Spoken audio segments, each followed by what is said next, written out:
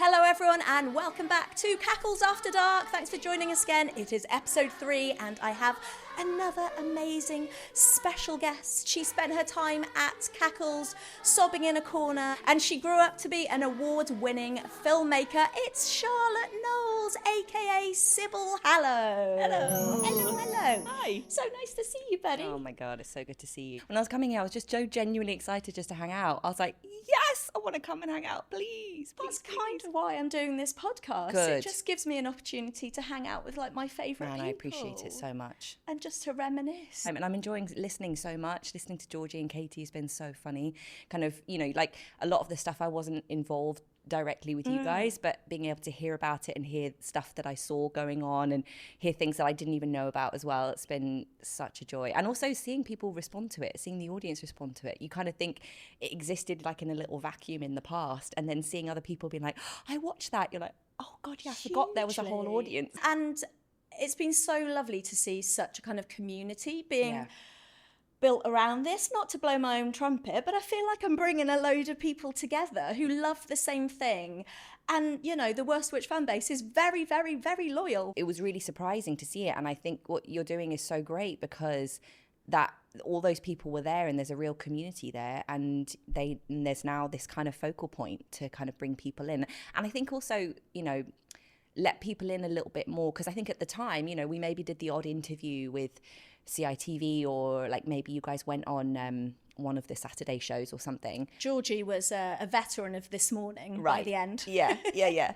And like you get a little bit of an insight, but you're not having the kind of conversation that we're having now. You're not having the deep and meaningfuls that we're engaging in here. No, I think you're completely right. And I think everything that we would have said in interviews back then, we didn't have a massive amount of like media training, but it was very much, you know, you kind of talked about the things that you were meant to talk about, and it was very much about promoting the show, and you know, and rightly so. But I think this is just giving us, it's been very cathartic actually, giving us a real opportunity to just reminisce and to go back into our little memory banks.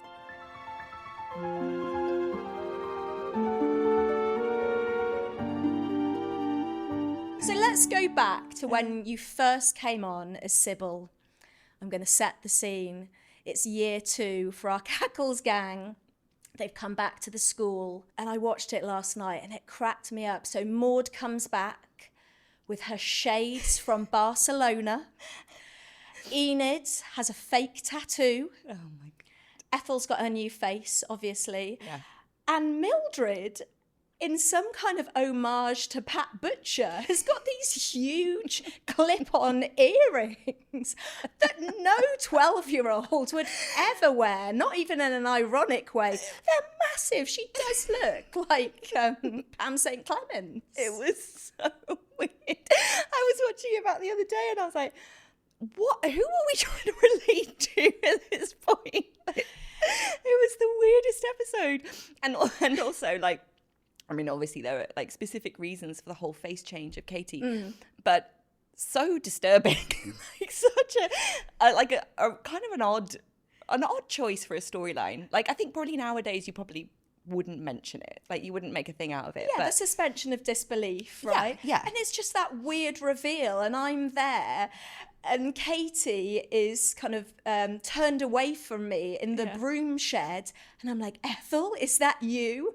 And there's this slow reveal. I know. But the change obviously isn't so dramatic that it's like, it's kind of like anticlimactic, but at the same time, oh yeah, that is not Felicity Jones. Yeah, I know. And it's really, you'd think, you know, it's Academy of Witches. Like, our disbelief is already suspended. Like, we're up there, guys. Like we're literally up there in the sky. Like, we're on brooms against a green screen. We can handle another actor. It was kind of funny for me and Katie because we were both coming in new. Obviously, she's in your class and I'm not. So we have a slightly, like me and Isla have a different kind of plot line and a different storyline going on. But it was a really, I mean, for me, it was also the first time I'd ever been on set. I went to Stagecoach, the Saturday morning club, and every now and again we'd get these flyers through and it would just say open audition for X, Y, and Z.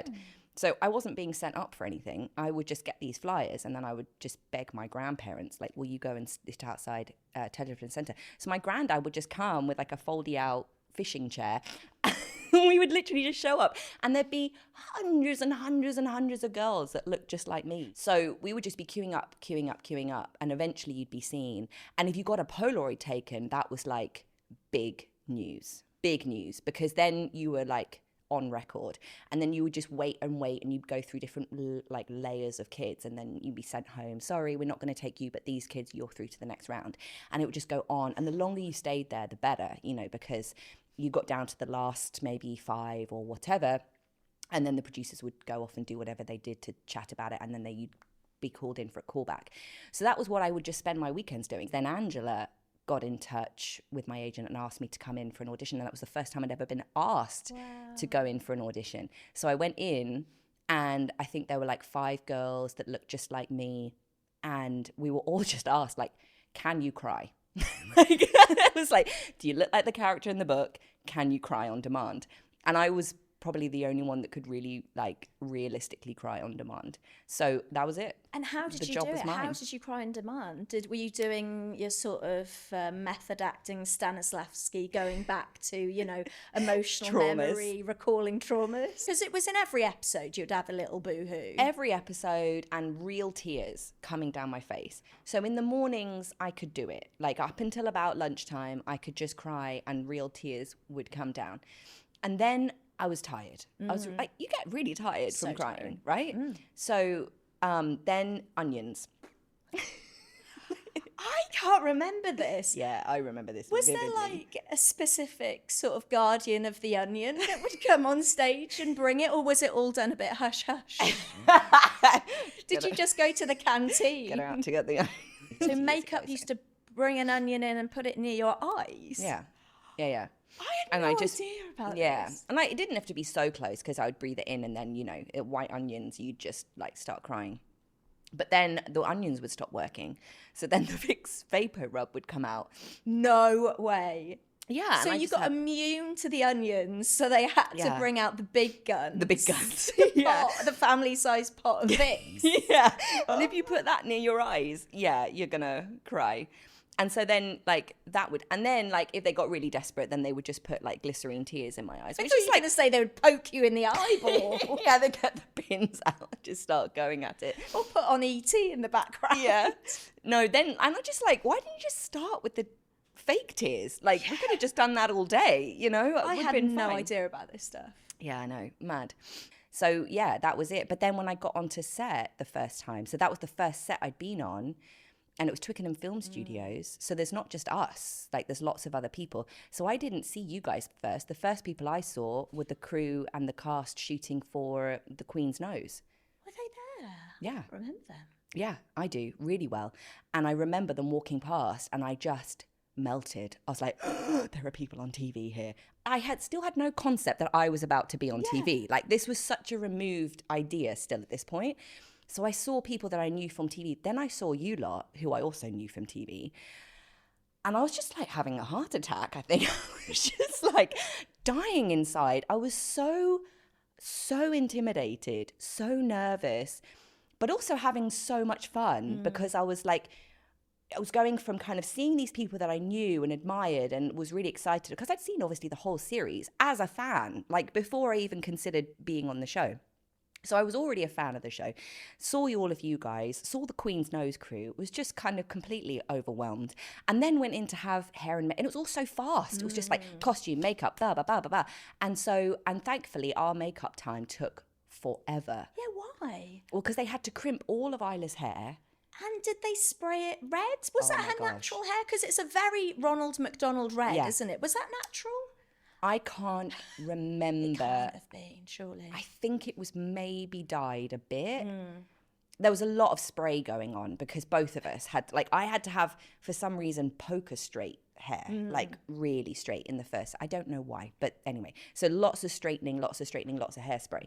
And then Isla had to have all the crimping, and that took forever. But we both had the same makeup time. So I was just sitting there waiting for Isla's crimping to be done and just chatting with the makeup people, which was in the end my absolute savior because, you know, I had to learn my lines there. But that was our morning. And then after we were done, then it was, you know, onto set. And it was kind of like walking into Disneyland, this whole world that was built in this massive studio and looking at all the classrooms. And it was a real world. You walked from one room to the next and upstairs and downstairs. And you did it almost in sort of real time, didn't you? Going from one place to the next, from the potions room to the courtyard to the Great Hall, up the stairs to the bedrooms. Yeah. It was all in one place. And it was so weird. It was sort of, it became our home. You know, it was our boarding school. And that was where we were every single day for very, very long days. And it was, it was really magical in that sense. It was beautiful, wasn't it? It was so detailed. Every corner of every set was perfectly styled. The art direction on it was just gorgeous. Yeah. And the little cauldrons, those potion books, all of the beautiful sort of foraged herbs and spices, and all of the artwork in the Great Hall. You didn't have to do too much acting because you did feel so engulfed in that world, didn't you? Definitely. And I think the fact that we were at Twickenham and we were this little ecosystem, this little microcosm, I mean, it doesn't surprise me that much that you didn't see the Queen's Nose people because we were in our own little bubble. Yeah. You know, we were self-contained in our own studio lot. With, you know, you had your tutors and your chaperones and you ate there and you were in and out from makeup to here and there and everywhere. And for me, there was always some makeup thing, like Sybil had fallen in a mud puddle or she'd gotten stung by 1,000 bees, or there was something that I had to do in makeup. So I was in and out of makeup all day long. I'm not sure those filming schedules would get greenlit today.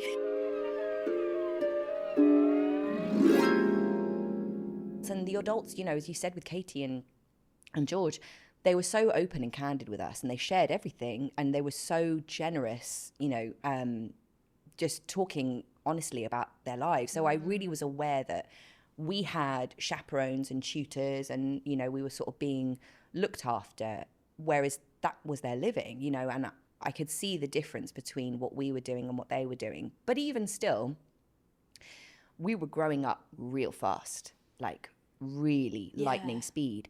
And the schedules were demanding, the work was really demanding.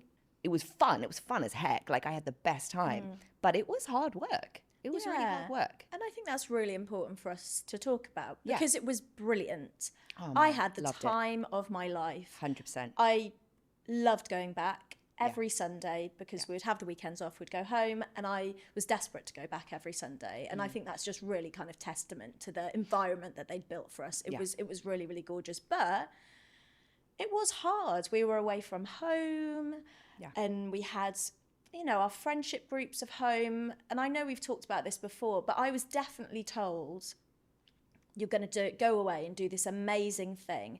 It's going to be life-changing. So you need to be really humble. You can't brag about this. You can't talk about it all the time. No. You need to keep your feet on the ground, which is good advice. But I think I took that so literally. And I didn't want to come across as a diva when I went home. And so I kind of just kept everything to myself a little bit. And that definitely did make me feel a little bit isolated. And I'd been going off doing all this amazing stuff.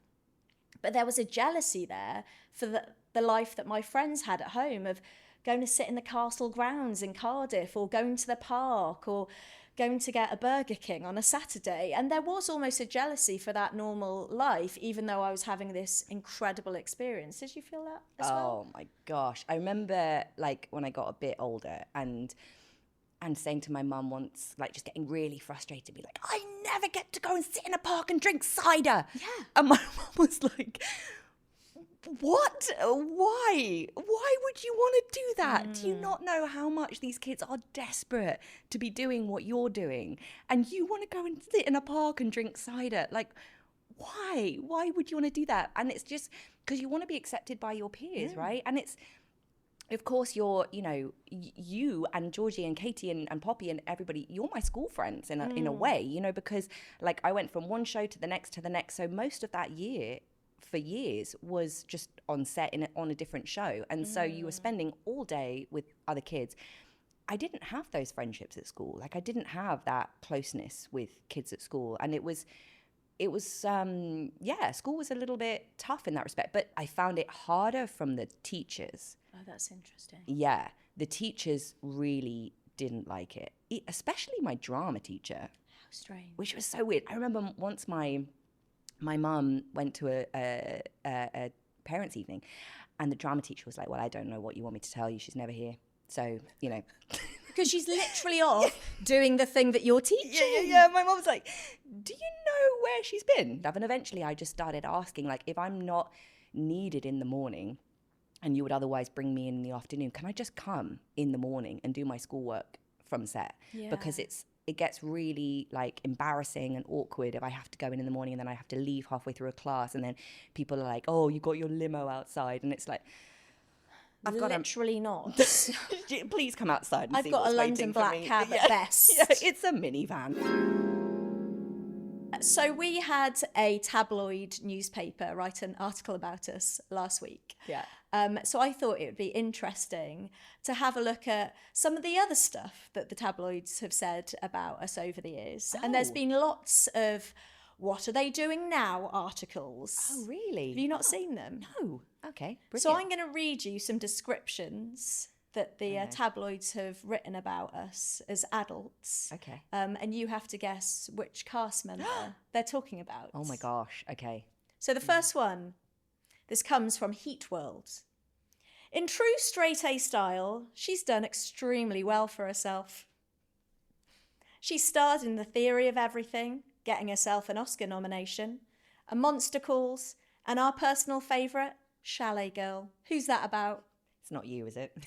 It's obviously not me. It's Felicity Jones. It is. It's Felicity Jones, who has done extremely well for herself, and she'll be coming on in September as well. Oh, nice. Yeah. Oh, that's brilliant. That's amazing. Great. Okay. The Radio Times wrote, she's quite the dancer, having performed with the likes of Girls Aloud, Taylor Swift, and Sir Cliff Richard. Joanna Dice. Is it? Yeah. Choreographer Joanna Dice. She's doing some amazing stuff. Oh, she's a dream. How do you dance to Cliff talent. Richard, though? How do you dance to Cliff Richard? Closer magazine. She rocks piercings, bright and bold makeup, and outrageously cool clothes. You. Of course. Come on. Of course it is. Of course it's H. Rose. Next one. The Mirror says, in 2019, she announced she was engaged to her long-term boyfriend, writing on Instagram, be with someone you can be completely yourself with. She also describes herself as a cat mother. Are there any cat lovers amongst us? Clearly there are. The cat mother is Jessica Fox. Of course. Enid Nightshade. Yeah, there you go. Okay, Radio Times. She appeared in an episode of DL and Pascoe when Worst Witch finished, but that's the last entry on her acting CV. It's Harshner. It's Harshner Brambat, yeah. Who I think we have seen Harshner a few times. I think she might be an accountant. I think something grown up. She was already a well-known actress before The Worst Witch and has popped up in Helix and American Gothic since hanging up her broom. Hard broom. No. Cackle. Miss Cackle. Miss Cackle. Claire Coulter. She's in so much stuff now. Yeah. She has worked and worked. She was in Severance, I think. Was she? I think she popped up in Severance, yeah. You're joking. When? Who is she in Severance? Maybe it wasn't Severance. No, I'm sure it's Severance. Was it? I'm going to watch it again now. Maybe not. She's been in quite a lot of stuff, though. She looks amazing now. She's got this long white hair. Really? Gorgeous woman. I just loved watching as well in all of the Sherlock Holmes. Oh, yeah. the landlady of Baker Street. What a dream. Gorgeous. What a dream of a person. We were so lucky to work with those cast members. Like, wow.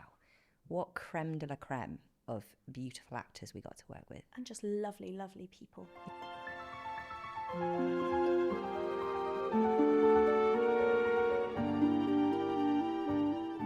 So what was the spell from the episode where Miss Bat comes back from travelling? Can you remember? No. None of us were great with spells, were we? But it didn't really matter too much. No. It's none of it. It was all made up. So, you know. It was vaguely Latin-esque, wasn't it? Make it sound Latin-y, and it was fine. So in the episode where Miss Bat comes back from her travels, she brings a pail of yak's milk back with her, as you do. And Ethel and Drusilla cast a spell to make it erupt all over the potions lab. It sounds a bit like a spell that might encourage breastfeeding. So there's a lactus in there somewhere. There's a lactus. A lactus eruptus, I'm going to say. So close. It's got to be something like this. Lactus acidicus. Ooh. Yacus eruptus. There you go. You can see the pattern now, can't you, of how we're putting these words together, like how these spells are coming together. It's pretty simple. Yeah. Should we talk about the bit in that episode where Miss Bat comes? She comes back from Inner Mongolia, and I hadn't watched this episode for a long, long time. And watching it was quite uncomfortable because the chant that she sings, which I won't go into, but it relies quite heavily on some very dated and offensive cultural stereotypes. Yeah. And I don't think that was even on my radar at the time. No. So at the time, I would have been far less aware or sensitive to or cognizant of a lot of what was kind of coming up. So there was some really like reductive, very like dismissive and misleading language as well that came up, which now when I watch it back, it obviously registers with me. I'm like, ooh, that's really gross. Yeah. But I'm surprised that even 30 years ago, that kind of stuff would have been seen as kind of fodder for comedy. Yeah. Maybe I'm not surprised, actually. Yeah, I mean, you think about what was on at the time, you know, like even 10 years ago, you know, I was watching some comedies from like the 2010s a little while back. Little Britain. Yeah, you know, like all of this stuff was coming out way after The Worst Witch. And like a lot of, you know, all of the kind of, thankfully now, the kind of sensitivity and understanding, and also just wanting to hear stuff from people's perspectives and people's lived experiences and our value of lived experience now. Own voices. Yeah, really being so much more important. Because if a film were to come out now, you could just imagine a world in which it really embraced what was so positive about The Worst Witch. I feel like there's a world in which that could have been embraced so much more, like and in a way it was sort of a missed opportunity to do that. For all of the idiosyncrasies of the characters to be explored even further. Yeah, but also the cultural identities and like their backgrounds and, you know, and what they're bringing to the story. There's so much scope to explore it beyond, whilst maintaining this like never trying to be cool, not trying to be like the new K-pop or whatever, like, you know, it is what it is, and that is kind of, there's a beauty to it, but there's so much more scope to venture into each character in a much more meaningful way. Witchcraft through a different cultural lens, and to go into the folklore and history and mythology surrounding witchcraft of different cultures. Maybe Felicity Jones's production company might want to make it. Listen, I'm putting that out there. I'm like, on my way here, I was like, should I mention this to Holly? I was like, yeah. I feel like we've spoken about this film so many times. I was like, if anyone's going to do it, it should be the cast of The Worst Witch. Who would you? Okay, so if a film was made now, who would you play? Who would you want to play? I wouldn't play anyone. No, I'm saying we should produce it. Oh, I'd want to be in it. Oh, you'd want to be in it? Okay, I'd want you be cameo. In it. Go on then, you be in it. I'd want a little cameo. Yeah, definitely. I would not, but I would love for you to have a cameo.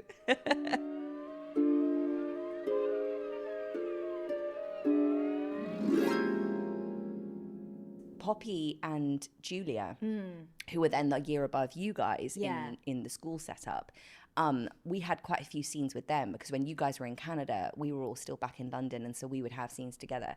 And they were just so sweet and so like older sister vibes and really, really friendly. And a lot of the stuff that was going on, like I just hadn't anticipated. And I talked to them a lot about things like we got fan mail. Yeah. Talking to like, that was really blew me away. And how much people took from the character of Sybil, you know, like she was crying all the time and she was kind of, she felt like she was being bullied, but more from her sister than anyone else. And so other kids would write to me about being bullied, and I don't think and a lot of what they were expressing to me about, you know, having a hard time at school and stuff, I was like, God, I really relate to that because I'm having a hard time at school. And so it was kind of an odd thing, you know, writing back to these kids. And I think they're looking to me for some sort of something to help them. But I'm just like, that's really helped me. Thank you, you know, for sharing that with me because I'm also having a bit of a hard time and there's a lot going on right now. And I don't know what to say or what to do. But,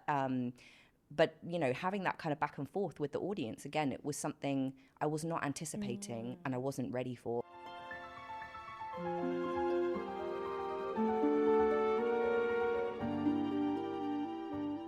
Come on, let's do the High Street in Kent story. What a dweeb. I mean, I did not, so I'm from South London, but I wasn't like, I didn't know about all of the like fancy shopping streets. And like, I just wasn't, I was 12. I just wasn't doing this stuff on my own yet.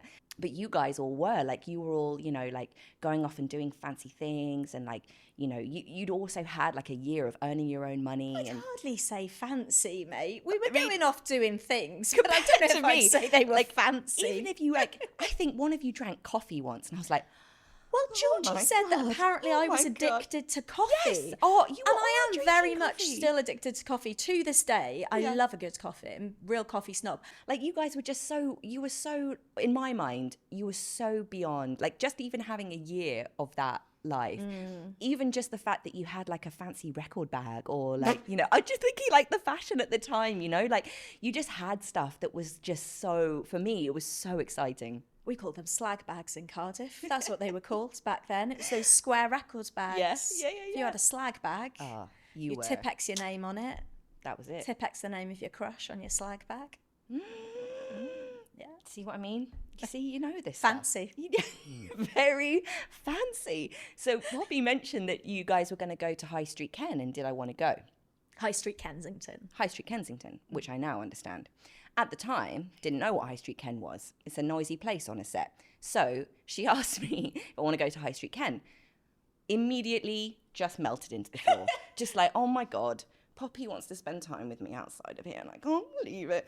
And then all of you other lot were going to go as well. So I was like literally hyperventilating, did not know what to do with myself. So I was so excited about it.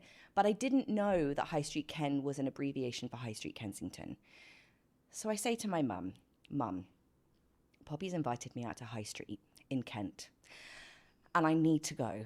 Like, this is the most important thing that has happened in my entire life. And if I don't go and shop with them in High Street in Kent, I may as well die tomorrow, okay? She was like, okay, Kent, for everyone who doesn't know, is a county, massive place. There are so many towns and high streets in Kent. You can't just say High Street in Kent. So I was like, we just have to take a train to Kent. She's like, I don't think this High Street is in Kent. I was like, it is. That's what Poppy said. And we need to go immediately. So I was like, we just have to go to the High Street and we need to take a train to Kent. And so she was like trying to decode this conversation with me, like, just tell me exactly what she said. And I'm like going through it. Like, she said, we're going to the High Street in Kent. We have to go. And she was like, sweetheart, I don't know how to take you to a high street in Kent because it's such a big place. There's so many high streets there. And I was like I was like, Mom, we're going to be late. They're probably already there now. Thank God she worked it out that it was High Street Kent and you guys were in Kensington and being fancy teenage TV stars about town. And I could just go and find you because she worked it out. But I was literally losing my mind that I wasn't going to get to Kent and I wasn't going to be able to have this experience with you on the high street. What were we doing on High Street Kent? I don't know. Drinking coffee, probably. With your slag bags. I didn't care.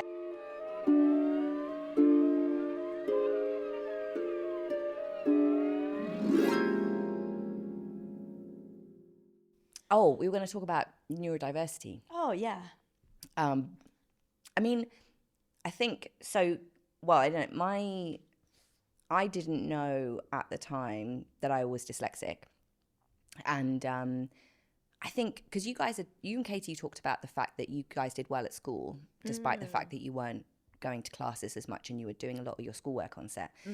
And I really feel like I did well because I wasn't at school. I think if I was at school, because this is nearly 30 years ago, so being dyslexic in school or having any kind of neurodiversity was not really, you weren't really talking about it. Like if you would considering being autistic, that was so massive, so huge. And it was something that boys generally were diagnosed with very unusual for girls. Yeah. And even dyslexia, I remember at the time, I don't know what it's like now, but at the time to have a dyslexia diagnosis, the school had to pay quite a lot of money. So you had to be really, really struggling. And I guess I had managed to find a way of masking these things or getting around it or something, because I was able to basically avoid failing at school. But I had to do a lot of work at home. Like I spent hours and hours doing my homework, and I thought that was the norm and didn't realize that no one else was doing that. But then when I was learning my lines for the show, I was reading them wrong and learning them wrong, and I would then read them wrong, and I then had to unlearn it quickly on set and relearn it again.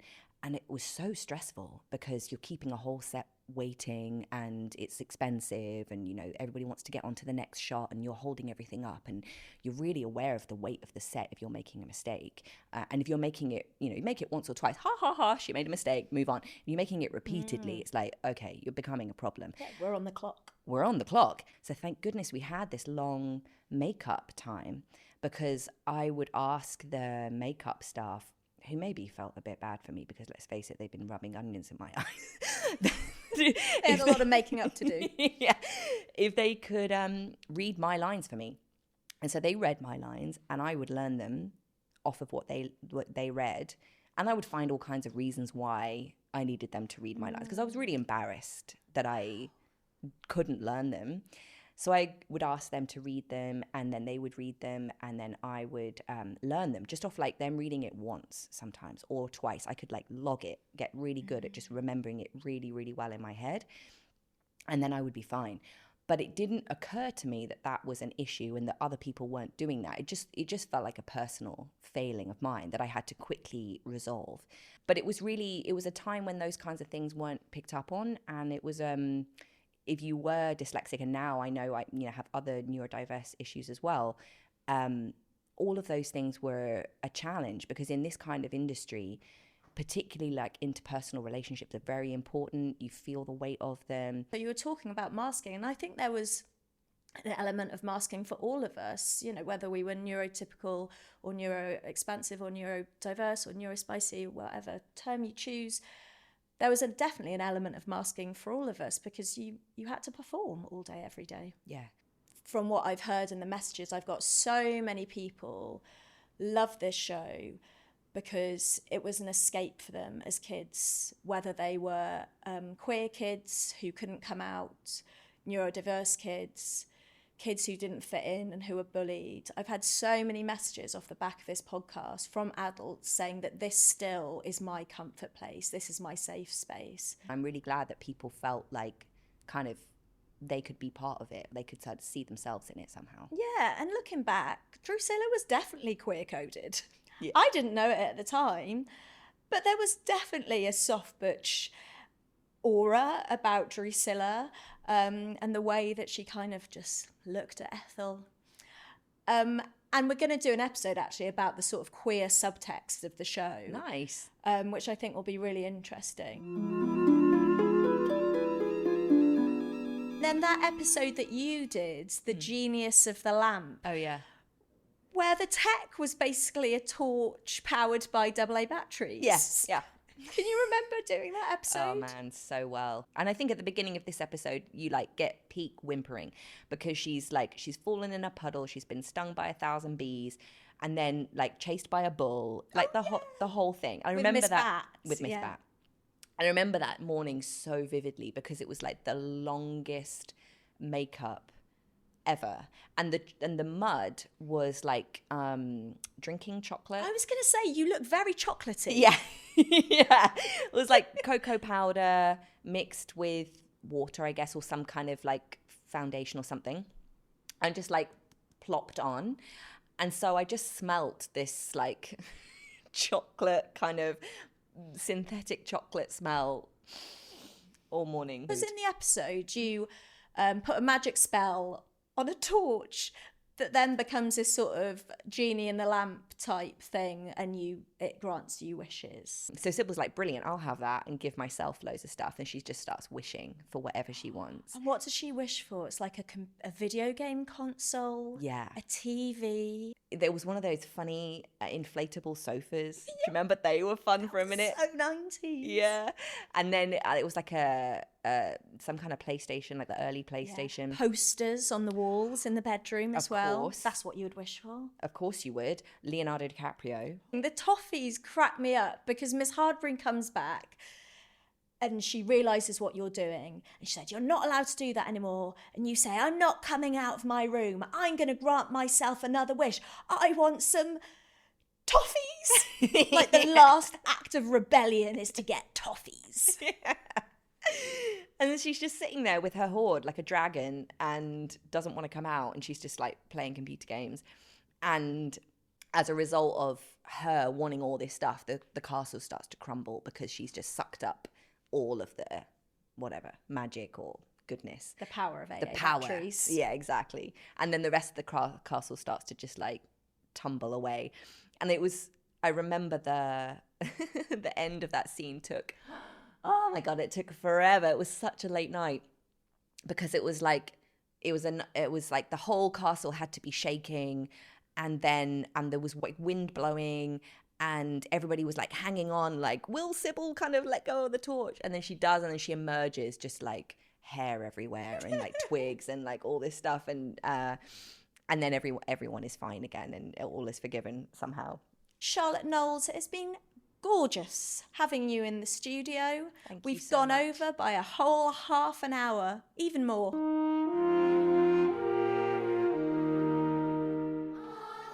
If you want more exclusive Cackles After Dark content, please consider subscribing to our Substack feed. You can also follow us on Instagram and TikTok. Just search Cackles After Dark. This podcast was written, hosted and edited by Holly Rivers. Music was provided by Paul K. Joyce. It was recorded at the Podcast Room. And the magic was provided by Jill Murphy. Always.